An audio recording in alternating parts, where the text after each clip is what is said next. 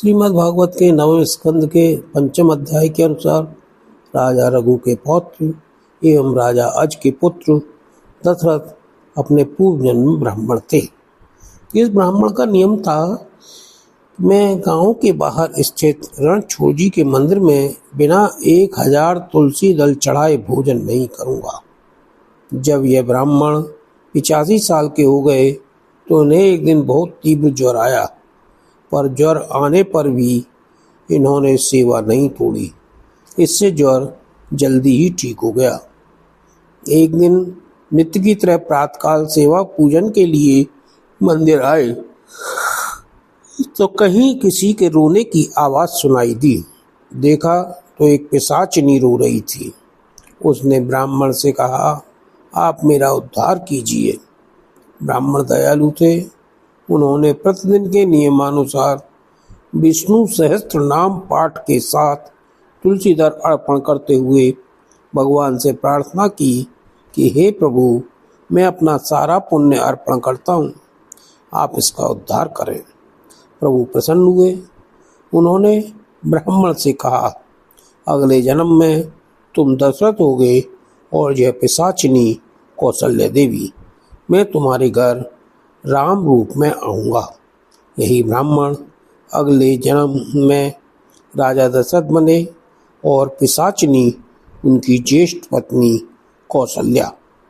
गुरु वशिष्ठ जी द्वारा कराए गए पुत्र कामेष्टि यज्ञ से प्राप्त खीर के सेवन से भगवान राम का अवतार हुआ। एक अन्य कथा श्री रामचरितमानस के बालकांड के अनुसार स्वयंभू मनु और उनकी पत्नी शत्रुपा, जिनसे मनुष्यों की यह अनुपम सृष्टि हुई। इन दोनों पति पत्नी के धर्म और आचरण बहुत अच्छे थे। इन्होंने बहुत समय तक राज किया और सब प्रकार से भगवान की आज्ञा का पालन किया। घर में रहते ही बुढ़ापा आ गया, परंतु विषयों से वैराग्य नहीं होता। इस बात को सोचकर उनके मन में बड़ा दुख हुआ कि श्री हरि की भक्ति बिना जन्म यूं ही चला गया। तब मनु जी ने अपने पुत्र को जबरदस्ती राज देकर स्वयं स्त्री सहित वन को गमन किया। अत्यंत पवित्र तीर्थ नैमिसारण्य में चले गए। वे तीर्थों के दर्शन करते और 12 मंत्र ओम नमो भगवते वासुदेवाय का प्रेम सहित जप करते थे। वे साग, फल और कंद का आहार करते थे और सच्चिदानंद ब्रह्म का स्मरण करते थे। इसके पश्चात वे श्री हरि के लिए तप करने लगे और फल फूल को त्याग कर केवल जल के आधार पर रहने लगे। इस प्रकार जल का आहार करके तप करते तो 6000 वर्ष बीत गए। फिर 7000 वर्ष वे वायु के आधार पर रहे। 10,000 वर्ष तक उन्होंने वायु का आधार भी छोड़ दिया। दोनों एक पैर से खड़े रहे। उनका अपार तप देखकर ब्रह्मा, विष्णु और शिव जी कई बार मनु जी के पास आए। उन्होंने इन्हें अनेक प्रकार से ललचाया और कहा कि कुछ वर मांगो, पर ये परम धैर्यवान डिगाए नहीं डिगे। सर्वज्ञ प्रभु ने अनन्य गति वाले दंपति को गंभीर और कृपा रूपी अमृत से सनी हुई आकाशवाणी की कि वर मांगो।